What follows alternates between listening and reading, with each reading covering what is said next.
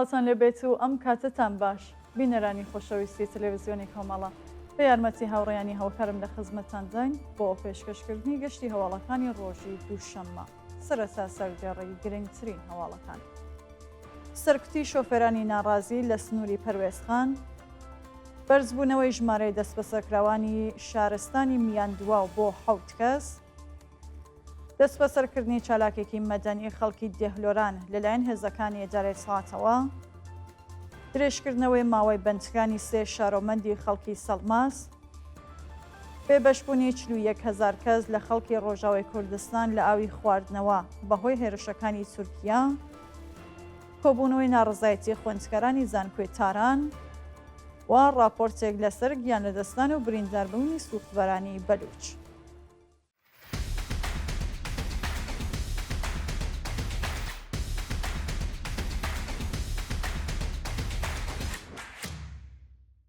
پشتیوانی دایکی ڕەزا ڕەستایی لە هەڵمەتی نابۆ سێدارە. یەکشەممە 5 ڕەشەمەی 1403 ئازەردۆخت حەقجوویان دایکی دادخوازی ڕەزا ڕەستایی با بەڕێوەبردنی مەراسمێک لەسەر گوڵکۆی ئەو گیانبەخت کردووە خوازیاری هەڵوەشانەوەی سزای سێدارە بوو. ڕەزا ڕەستایی تەمەن 34 ساڵ مانگی ڕەزبەری ساڵی 1403 لەلایەن لە قیدووی دادگای چاوەنەکانی کرماشانەوە بە تۆمەتی کوشتنی بانقەستی یەکێک لە بەرپرسانی ئێدارەی ئیتلاعات حکمی سێدارێ بەسەردا سەپێنرا. ناوبراو کۆتایی مانگی سەرماوەزی هەمان ساڵ سەرەڕای بە دوواداچوونی بنەماڵەکەی و هەروەها چالاکانی مەدەنی ڕێکخراوە مەدەنیەکان و کۆمەڵگای نێودەوڵەتی بۆ هەڵوەشانەوەی حکمی ئەعدامەکەی لە سێدارەدرا. سەرکوتی شۆفێرانی ناڕازی لە سنووری پەروێزخان. ڕۆژی یەکشەممە 5 ڕەشەمەی 1403 ژمارێک لە شۆفێرانی ناڕازی لە سنووری پەروێزخان کە دەیانەویست مانگرتنێکی تر بەڕێوەبەرن لەلایەن هێزەکانی ئێدارەی سڵاتەوە دەست بەسەرکران. دەست بەسەرکردنی شۆفێرانی ناڕازی لە کاتێکدایەکە کامیۆنداران لە ژێرگوشاری ئابووری و کێشە مەعیشەتیەکاندان. ناڕازیان لە مانگرتنەکانیاندا دژ بە بەرزبوونی نرخی مازۆت هەروەها کەمبوونی نرخی گواستنەوە و خراپی دۆخی مەعیشەتی مانیان گرتبوو، بەڵام لەلایەن کۆماری ئیسلامیەوە بایەخ بە داخوازیەکانیان نادرێت و تەنانەت بە شێوەهایەکی جۆراوجۆر هەوڵی سەرکوتی کامیۆندەرانی ناڕازی ئەدەن. بەرزبوونەوەی ژمارەی دەست بەسەرکراوانی شارستانی میاندواو بۆ 7 کەس. ڕۆژی شەممە 4 ڕەشەمەی 1403 هاوڵاتیەکی دیکەی خەڵکی شارستانی میاندواو بە ناوی مۆبین مەجیدزادە تەمەن 25 ساڵ بە هێرشی هێزەکانی ئێدارەی ئیسڵاتی ئەو شارە بۆ سەر ماڵەکەی دەست بەسەر کراوە. بە پێی هەواڵەکان 6 هاوڵاتی دیکە بەناوەکانی بێهزاد بەرجەستە، کەیوان بەرجەستە، شەهاب تەوان، نیما قوربانزادە، خالق ڕەحیمی و سدێق عەباس نژاد بە هێرشی هێزەمنیەکان بۆ سەرماڵەکانیان و بە توندوتیژیەوە دەست بەسەر و ڕەوانەیە گرتوخانەکانی ئێدارەی ئیسڵات کراون. شاینی باسە سەرەڕای بە دوواداچوونی بنەماڵەکانیان هێشتا زانیاریەک سەبارەت بە هۆکاری دەست بەسەرکرانیان و هەروەها شوێنی ڕاگرتنیان لە بەردەستانیە. دەست بەسەرکردنی چالاکێکی مەدەنی خەڵکی دێهلۆران لەلایەن هێزەکانی ئێدارەی ئیسڵاتەوە. ڕۆژی هەینی 3 ڕەشەمەی 1403 نادر سەیفی چالاکی مەدەنی و هەڵسوڕاوی سیاسی خەڵکی شاری دێهلۆران و دانیشتووی ئەندیمشک لەلایەن هێزەمنیەکانی ئەو شارەوە دەست بەسەرکرا. ناوبراو ساڵی 1367 هەتاوی بەهۆی چالاکیەکانی دژ بە ڕژیمی کۆماری ئیسلامی لە زانکۆی تاران لە خوێندن بێبەشکرا و لە ساڵانی ڕابردوودا چەند جار بە تۆمەتی تەبلیغ دژ بە نیزام لەلایەن ناوەندەمنیەکانی کۆماری ئیسلامیەوە دەست بەسەر کراوە. جێگەی ئاماژەیە هێزەکانی ئێدارەی ئیتلاعات دەرفەتی پەیوەندیگرتن لەگەڵ بنەماڵەکەیان پێنەداوە و هەروەها با بنەماڵەکەیان ڕاگەیاندووە کە ئەو بەندکراوە بۆ بەندیخانەیەک لە تاران ڕایەگوێزن. درێژکردنەوەی ماوەی بەندکرانی 3 شارۆمەندی خەڵکی سەڵماس. بە پێی راپۆرتەکان ماوەی بەندکرانی 3 شارۆمەندی کورد بەناوەکانی فەریاد حاجیزادە، ئەژدەر دووکانلو میلان و زابد وەلیلەوی قزڵباش بۆ مانگێکی دیکە درێژکرایەوە. ئەم سێ شارۆمەندەی خەڵکی سەلماس دەستپێکی مانگی ڕێبەندانی ئەم ساڵ لەلایەن هێزەمنیەکانەوە دەست بەسەر و ڕەوانەی گرتوخانەی سڵاتیەوە شارەکران. پاشان بۆ ماوەی 10 ڕۆژ لێپرسینەوە لە ناوەندامنیەکان ڕەوانەی بەندیخانەی سەلماسکران.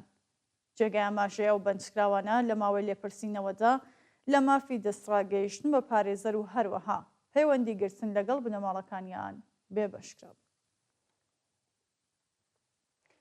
بێبەشبوونی 41,000 کەس لە خەڵکی ڕۆژاوای کوردستان لە ئاوی خواردنەوە بەهۆی هێرشەکانی تورکیا.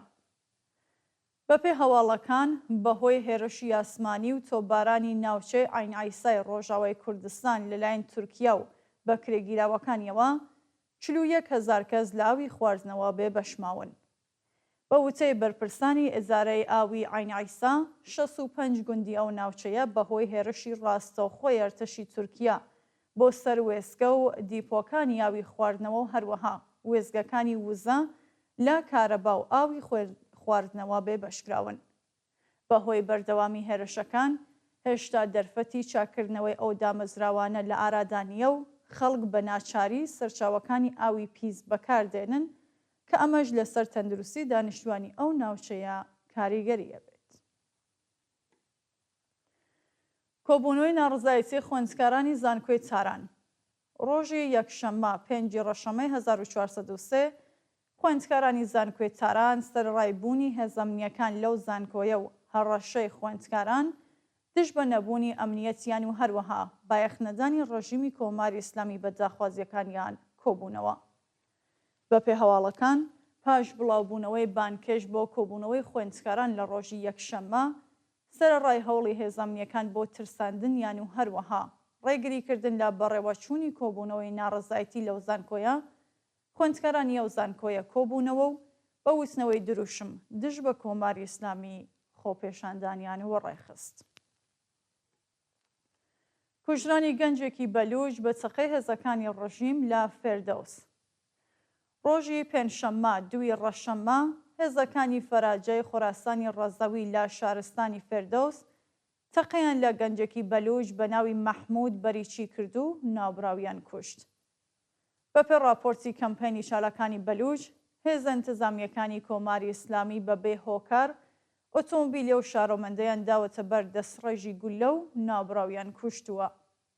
ڕۆژی شەممە تەرمی مەحموود بەریچی ڕادەستی بنەماڵەکەی کراوە و هەڕەشەیان لێکردوون کە نابێت هەواڵەکەی مێدیایی بکەنەوە. دەست بەسەرکردنی شارۆمەندێکی خەڵکی عێراق لەلایەن هێزەمنیەکانەوە. ڕۆژی هەینی 3 ڕەشەمەی 1403 شارۆمەندێکی خەڵکی عێراق بە ناوی محەممەد سۆڵتانی لەلایەن هێزەکانی ئێدارەی سڵاتی ئەو شارەوە لە یەکێک لە شەقامەکان بە توندوتیژەوە دەست بەسەر و ڕەوانەی گرتوخانەیە سڵات کراوە.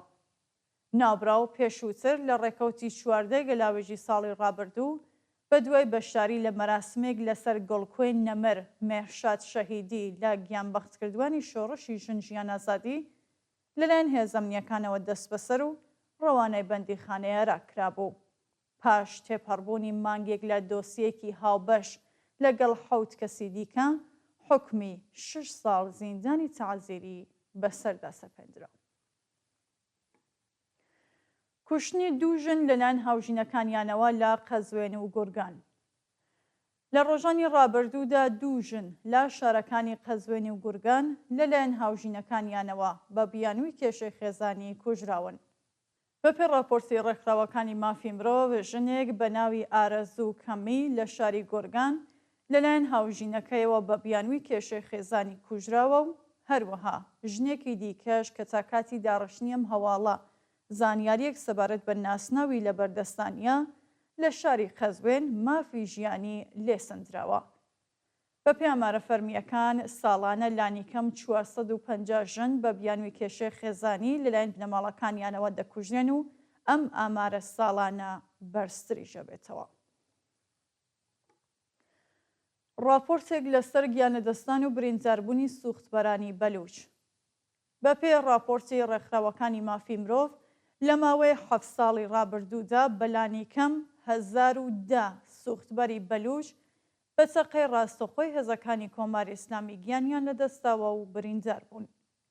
بە پێو ڕاپۆرتانێ بڵاوبوونەتەوە بەرزبوونەوەی ڕۆژانەی ڕێژەی هەژاری و بێکاری و هەروەها نەبوونی دەرفەتی کار بووەتە هۆکار بۆ ئەوەی زۆربەی لاوان و خەڵکی هەژاری پارێزگای سیستان و بەلوچستان ڕوو لە پیشەی سوختبەری بکەن. ساڵانە بەهۆی چەقەی ڕاستەخۆی هێزەکانی کۆماری ئیسلامی و تەقینەوەی مینی چێندراو هەروەها ڕووزانی ڕووزاوی هاتوچۆ ژمارێکی زۆر لە سوختبەران گیانیان لەدەسەدەن یان بریندار و کەمەندامە بن. دووە هەواڵ لە سێدارەزانی بەندکراوێک لە زیندانی کرمان. بەیانی ڕۆژی سێشەممە 30 ڕێبەندانی 1403 بەندکراوێک بە تۆمەتی کوشتنی بە ئەنقاز لە بەندیخانەی ناوەندی عێراق لە سێدارە درراوە. بە پێ ڕاپۆرتی ڕێکخراوەکانی مافی مرۆڤ ئەم بەندکراوە بە ناوی یوسف کوواڕوویی بە تۆمەتی کوشتنی بە ئەنقاز بۆ ماوەی 4 ساڵ لەو بەندیخانەیە بەندکرا بوو و دواتر لەلایەن ناوەندە قەزاییەکانی کۆماری ئیسلامیەوە حکمی سێدارێ بەسەردا سەپێنرا بوو. جێگەی ئاماژەیە کە ساڵی 2024 زاینی بەلانی کەم 975 بەندکراو لە بەندیخانەکانی کۆماری ئیسلامی لە سێدارە دراون کە بە ڕێژەی ساڵی 2023 17% ڕێژەکەی زیادی کردووە. بینەرانی خۆشەویست هەواڵەکانتان پێشکەشکرا ئەرشاد وەسپ.